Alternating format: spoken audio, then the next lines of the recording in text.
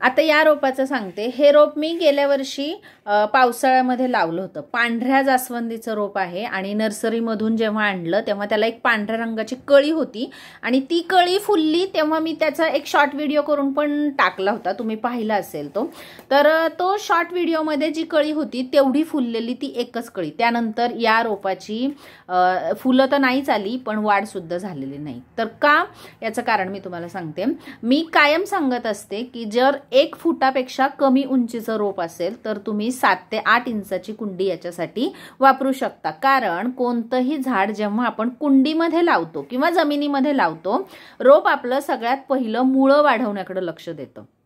म्हणून जेव्हा केव्हा आपण कटिंग लावतो ना, ती एक्स्ट्राची पानं बाजूची किंवा वरची फूट वगैरे आपण काढून टाकतो आणि फक्त ते जी काही एवढी दांडी असते तेवढीच लावतो। कारण मुळं तयार होण्यासाठी जी काही शक्ती लागत असते ती आपलं रोप पानांमध्ये फुलांमध्ये खर्च करत नाही, ते मुळं बनवण्यामध्येच ती खर्च करतं। त्यामुळे जेव्हा आपण रोप रिपोर्ट करतो तेव्हा कधी कधी त्याला जी काही फुलं आलेली असतात किंवा नर्सरीतून जेव्हा झाड आणतो असं आणि याला खूप कळ्या असतात, पण जेव्हा आपण रिपोर्ट करतो ना तेव्हा त्या कळ्या सगळ्या गळून जातात। तर त्याचं सुद्धा हेच कारण आहे। कोणतंही रोप आहे ना सगळ्यात पहिले मुळं सक्षम करण्याच्या मागे लागलेलं असतं। तर जेव्हा आपण मग 7-8 इंचाची कुंडी देतो ना, ते पटकन त्याची वाढ करतं मुळांची पहिले, आणि जेवढं त्याला आवश्यक आहे की मुळं व्यवस्थित सक्षम होतात किंवा वरच्या वाढीसाठी त्या एक खत वगैरे घेऊ शकतात, ॲब्झॉर्ब करू शकतात, तेव्हा मग तुम्हाला रोपाची वरची वाढ दिसायला लागते। आता जेव्हा पावसाळ्यामध्ये हे रोप लावलं होतं तेव्हा एवढंच होतं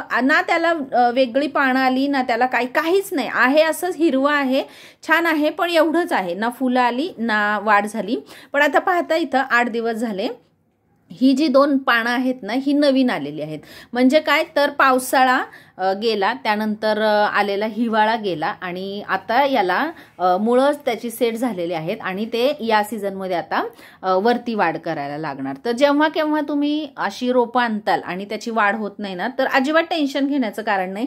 जर पानं तुमच्या रोपाची हिरवी असतील ना तर ते रोप खाली जमिनीच्या खाली त्याचं काम करत असतं, मुळं बनवण्याचं काम करत असतं आणि मुळं सक्षम झाली की ऑटोमॅटिक वरती त्याला फूट दिसणार आहे। तर पॅनिक व्हायचं नाही किंवा उगाचच वाढ झाली नाही म्हणून खतं देत बसलं, पाणी भरपूर देत बसलं, तर तसं करायचं नाही। कारण मुळांच्या अवतीभोवती जर खूप पाणी साठलं ना तरी सुद्धा मुळं स्ट्रेसमध्ये येतात। खूप खत दिलं तर एकतर मुळं नाजूक असतात, ती त्या परिस्थितीतच नसतात की तुमचं खत ॲब्झॉर्ब करू शकतील, मग ती स्ट्रेसमध्ये येतात आणि रोप आपलं खराब होतं। त्यामुळेच आपण जे काही रिपोर्ट करतो ना रोपं ती खराब होतात लवकर। काही जणांचं असतं असं की माझी रोपं लावली की लगेचच खराब होतात वगैरे, तर हे कारण आहे।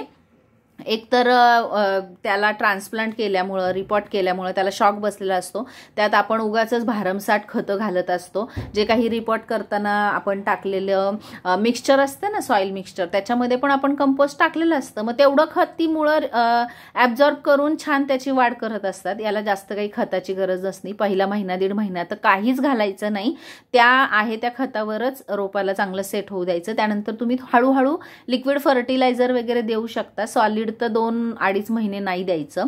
जोपर्यंत वरची अशी वाढ दिसत नाही ना तोपर्यंत सॉलिडवालं खत तर द्यायचंच नाही, लिक्विड खतच द्यायची।